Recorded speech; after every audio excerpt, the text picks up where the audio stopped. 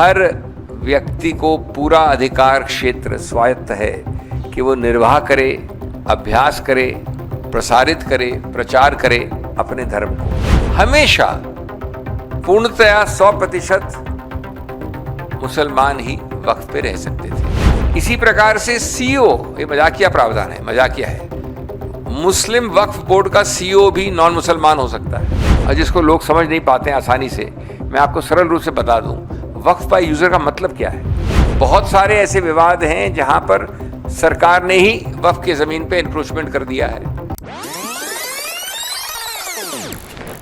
जैसा मैंने कहा कि ये स्वायत्त के इतना विरुद्ध है कि स्थापित न्यायिक सिद्धांत जितने भी हैं 1950 और 60 के दशक से, उन सब का हनन करता है और इसको उन सबको कुचलता है प्रशासनिक कार्यकुशलता के नाम पर।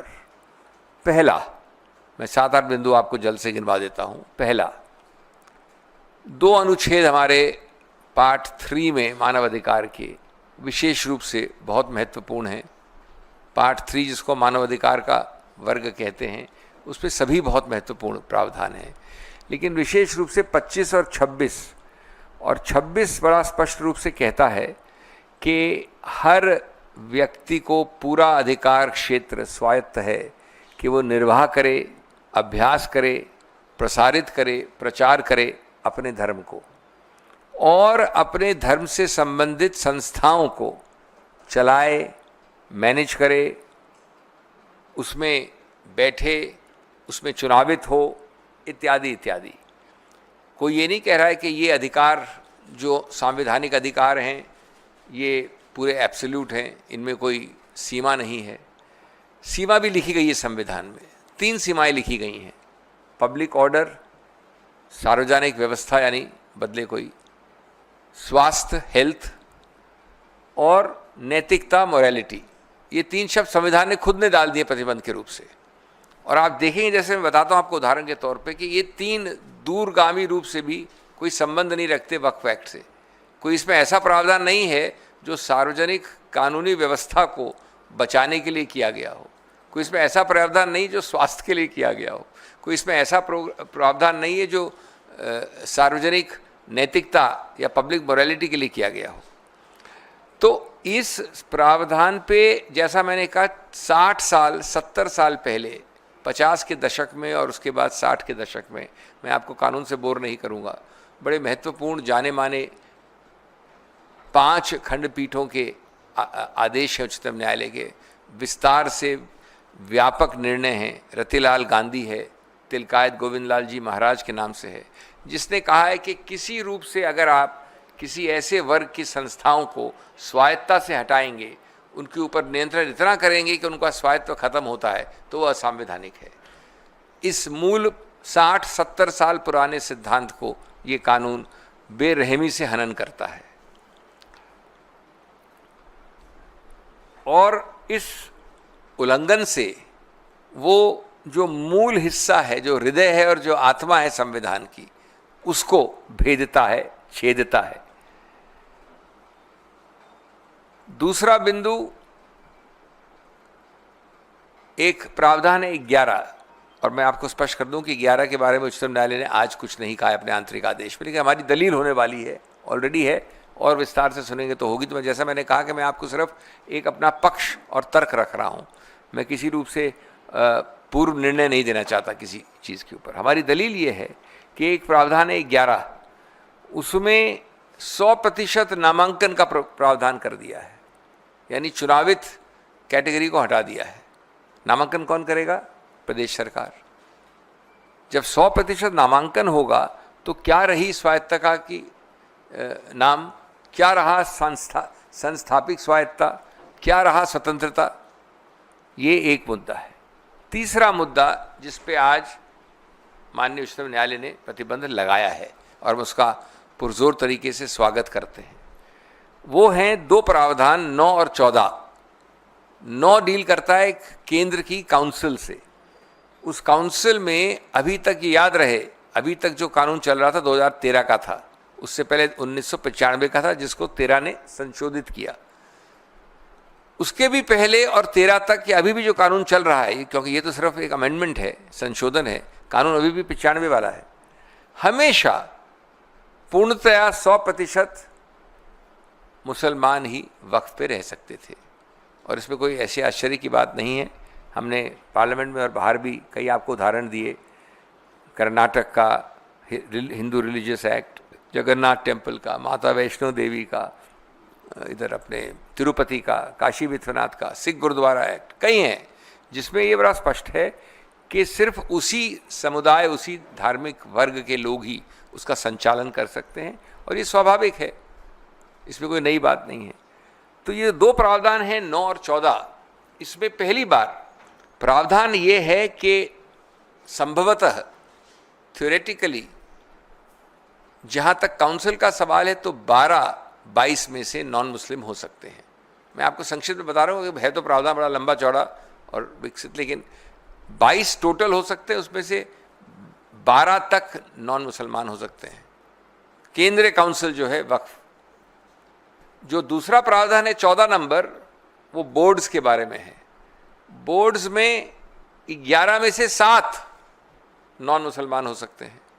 ये मुसलमानों की बात नहीं हो रही है, ये बात हो रही है कि अपनी संस्था को स्वायत्तता के साथ अपने समुदाय द्वारा, अपने धार्मिक वर्ग द्वारा चलाया जाए। और जो पिछले 70, ये पहला जो एक्ट है वक्फ का कानून, वो 1913 में आया था, फिर 23 में आया, फिर 95 में आया, फिर 13 में फिर संशोधित हुआ 2013 में, 1913 में, 100 वर्ष से ज़्यादा पहले। कभी ऐसा नहीं हुआ जो 9 और ये 14 वाले प्रावधान कहते हैं।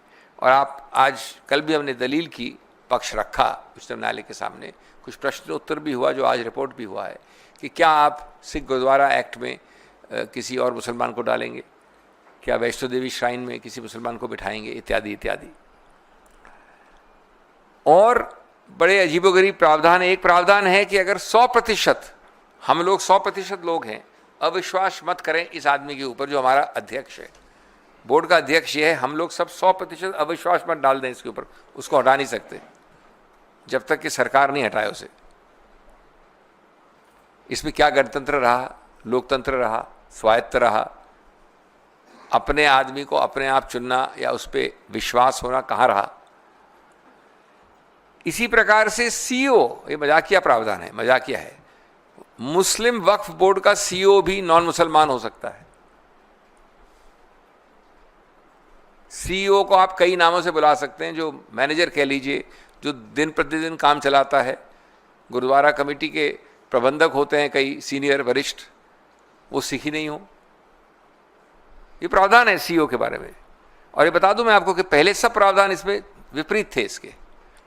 एक सबसे महत्वपूर्ण प्रावधान, तो अभी तक जितना मैंने बोला उसमें 2 मामलों में उच्चतम न्यायालय ने प्रतिबंध लगाया है। आज अभी तक जितना मैंने बोला उस पर बात कर रहा हूँ, 9 पे और 14 पे, और कहा है कि 9 और 14 की जो आज की स्थिति है, अस्तित्व है, उसको आप अगली तारीख तक या आगे तक, जब तक की अनुमति नहीं आए कोर्ट की या बदलाव नहीं आए इस आंतरिक आदेश में, तब तक आप उनके अस्तित्व को नहीं बदल सकते।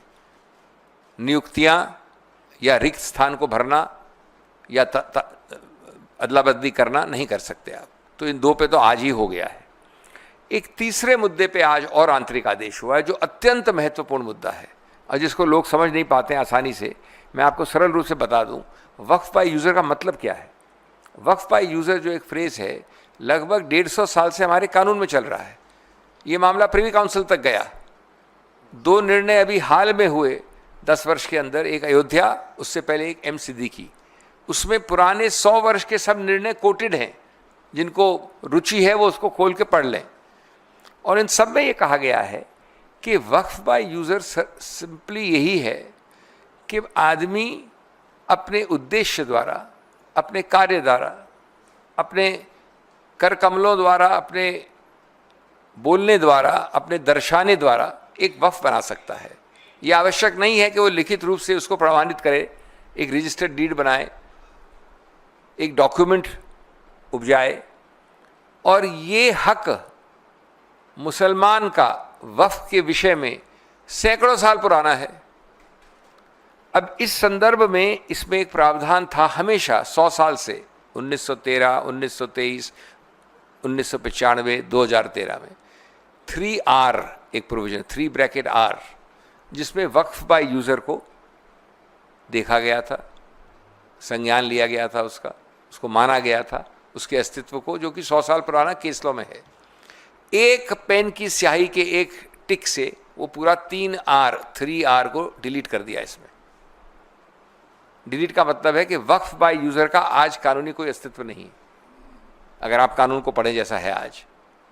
तो उच्चतम न्यायालय ने, और उसका भी बहुत बहुत स्वागत करते हैं, कहा है कि अभी तक आंतरिक रूप में जो भी वक्फ हैं जो डिक्लेयर्ड हैं या रजिस्टर्ड हैं, इंक्लूडिंग एक अदर कैटेगरी यानी वक्फ बाय यूज़र, वो सब में यथास्थिति यानी आज की स्थिति कानून के पहले रहेगी। इसका अंतिम निर्णय तो उच्चतम न्यायालय करेगी, लेकिन यथास्थिति कानून के लागू होने के पहले वैसी ही रहेगी। ये एक तीसरा आंतरिक आदेश है।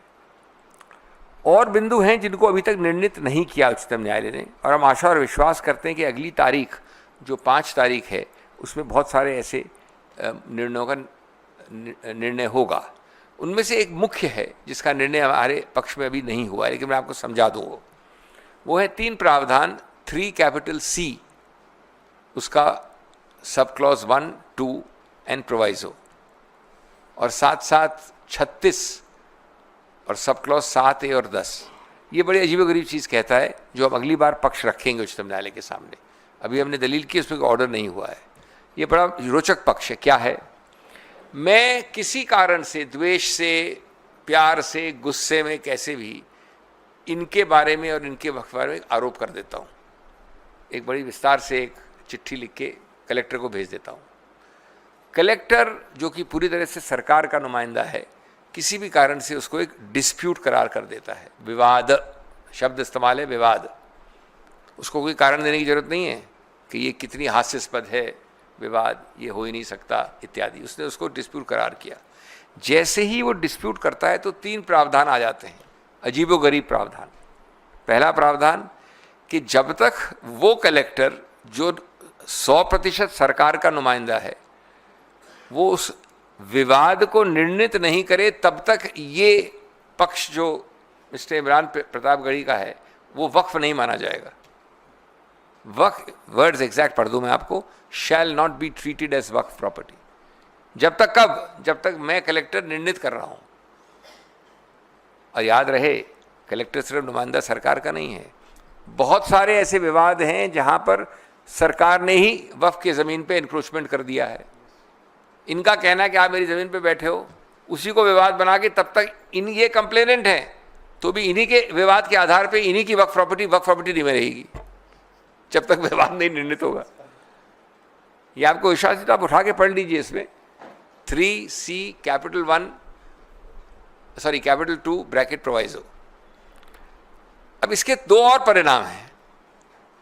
दूसरा परिणाम है कि अगर आप विवाद के अंदर हो तो अगर चाहे भी मिस्टर प्रतापगढ़ी तो भी जाकर इसको रजिस्टर नहीं करवा सकते, क्योंकि विवादित है।